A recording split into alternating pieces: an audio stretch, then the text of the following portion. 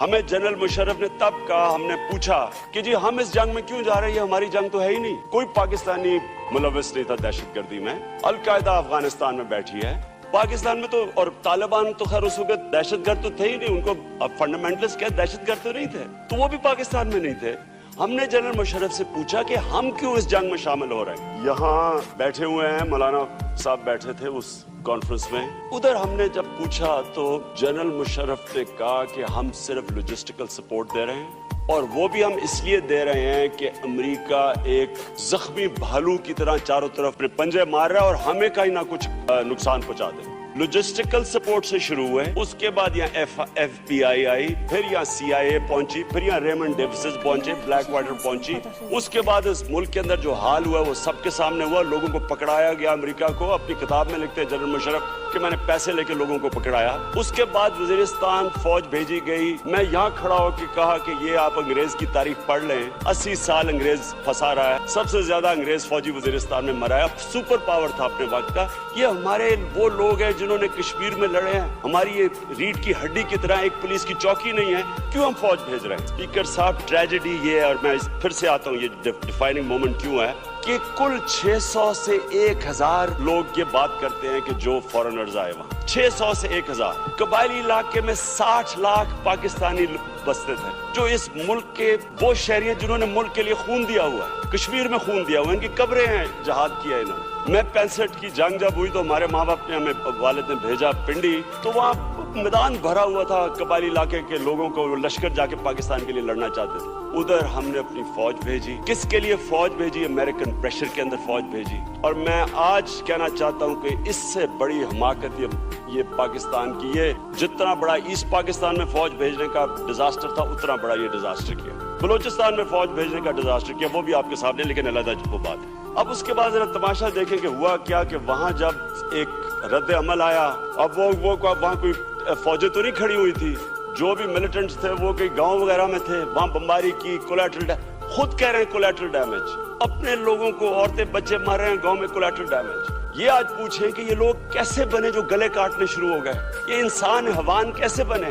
یہ کیوں نہیں پاکستان کی تاریخ 48 سے لے کے اب تک کوئی وہاں گلے کٹ رہے تھے, سب سے پرامن علاقہ تھا. تو یہ جو گلے کٹنے شروع ہوئے, اور یہ جو لوگ کو کچھ ہوا تو صحیح, کوئی انڈرسٹینڈ کرے, وہ لوگ کوئی انسان تھے وہاں, وہ کیا ہوا جو کہ ہم نے ان کو بنا دیا جو یہ بن گئے ہیں. ہم نے امریکہ کے کہنے کے اوپر فوج بھیجی. اور میں اسپیکر صاحب آج آپ کو کہتا ہوں کہ ہماری اس ملک کی بدقسمتی ہے کہ ہم نے اپنے ڈالروں کے پیچھے اپنے ضمیر بیچے, ہم نے اپنے آپ کو بیچا, ہم نے ڈالروں کے پیچھے یہ سارا کچھ کیا. اور آج دیکھیں اس کا رد عمل کہ وہ جب سے وہ شروع ہوتا رہا, وہ بڑھتا گیا, ایک ایجنسی سے دوسری ایجنسی سے تیسری ایجنسی, 7 ایجنسیز کے اندر ہماری 1.5 لاکھ فوج کو ہم نے جا کے وہاں پھنسا دیا. کہ کس کو اس کی فائدہ ہوا؟ کیا پاکستانیوں کو فائدہ ہوا یا ہمارے دشمنوں کو فائدہ ہوا؟ ہماری طرح کے لوگ کہتے گئے جو اس کے خلاف بات کرتے تھے, ہمیں جی پرو طالبان ہے, یہ پرو دہشت گرد ہے, یہ ہارڈ لائنر ہے, یہ ایکسٹریمسٹ ہے. اور یہ لبرل تھے جو بمباری کے اجازت دے رہے تھے, گاؤں کے اوپر عورتیں بچے مر رہے ہیں, اس کو وہ لبرل اپنے آپ کو کہتے تھے. تو جب ہم نے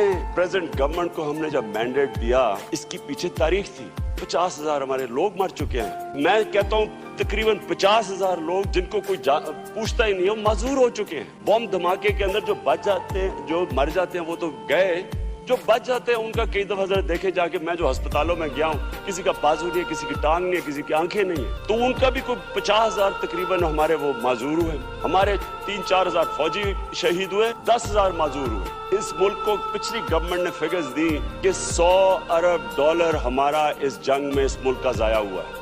آپ سارے ناردرن ایریاز میں چلے جائیں, ہوٹل خالی پڑے ہیں, کوئی ٹورسٹ اس ملک میں نہیں آتا. پختونخوا کا حال دیکھ لے جا کے, 70% انڈسٹری بند پڑی ہے پختونخوا میں. سارے جو بھی پیسے والے لوگ ہیں پشاور کے اندر, وہ سارے اسلام آباد میں گھر لے رہے ہیں. بزنس کون سی سب سے زیادہ چل رہی ہے وہاں؟ اور اغوا کر کے پیسے لینا. ہر کوئی طالبان بن جاتا ہے, لوگوں کو پکڑتا ہے. یعنی نہ کسی کی جال مال کی حفاظت ہے. کوئی پوچھتا ہی نہیں ہے کہ جو 60 لاکھ لوگ قبائلی علاقے میں رہتے ہیں, وہ بھی ہمارے پاکستانی شہری, ان کے اوپر کیا گزر رہی ہے, کدھر ہیں وہ؟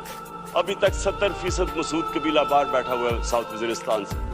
ہم یہ قوم, یہ اس ملک کے ریپرزینٹیٹیو اس نتیجے پہ پہنچے کہ ہم 9 سال سے جنگ لڑ رہے ہیں, اس کا نتیجہ کچھ نہیں نکل رہا. امریکہ ادھر جو دنیا کی سب سے بڑی پاور افغانستان میں لڑ رہا ہے, وہ بات کرنے کے لیے تیار ہے تو ہم کیوں نہیں ڈائیلاگ کی بات کرتے؟ بار بار ایک آپریشن ہوا، دوسرا آپریشن ہوا، جنگ بجائے جیتنے کے وہ بڑھتے گئے، اور جب ہم پہنچ گئے کہ ایک ٹیبل پہ آنے لگے بات کرنے کے لیے، اس کو امن کے جرگے کو ڈرون کیا گیا۔ میں آج یہ پوچھتا ہوں کہ امریکہ ہمارا دوست ہے دشمن ہے؟ یعنی یہ کوئی دوست ایسی چیز کرتا ہے کہ ایک قوم تباہ ہو رہی ہے؟ ہمیں ٹوٹل امریکہ سے کتنی ایڈ آ چکی ہے؟ 20 ارب ڈالر میکسیمم آ چکا ہے۔ یہاں جو نقصان ہوا ہے، یہ جو گورنمنٹ نے اسیس کیا 100 ارب ڈالر، مجھے نہیں پتا اس کے 100 ارب ڈالر کا ہے یا 80 ارب ڈالر ہے، لیکن میں اتنا جانتا ہوں کہ جو انسانوں کی زندگیاں تباہ ہوئی ہیں، جو پاکستانیوں کی جان اور مال کی آج حالات ہیں، آج مجھے 9 سال پہلے بتا دیں آج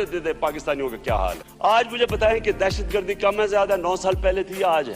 آج مجھے یہ بتا دیں کہ آج انتہا پسندی زیادہ ہے پاکستان میں یا 9 سال پہلے زیادہ تھی؟ تو یہ کون سا نسخہ دے رہے ہیں ہم جس سے جو بیماری ہے وہ پھیلتی جا رہی ہے؟ اور خود امریکہ وہاں فیصلہ کر بیٹھا کہ وہ جنگ نہیں جیت سکتا، اس لیے ان سے مذاکرات کر رہے ہیں، اور ہم مذاکرات کرنے کی کوشش کرتے تو یہاں ڈرون مار دیا جاتا ہے۔ ہم جب تک ایک قوم ہو کے امریکہ کو یہ نہ بتائیں کہ یہ جو آپ نے کیا ہے، وہاں کے اخبار جو سیلیبریٹ کر رہے ہیں کہ جی بہت بڑا دہشت گرد مارا ہے، یہ آپ نے پاکستان میں جو ہمیں ایک چانس تھی امن کی، وہ آپ نے تباہ کی، اور ہم ایک قوم بن کے اس کے اوپر سٹینڈ لیں۔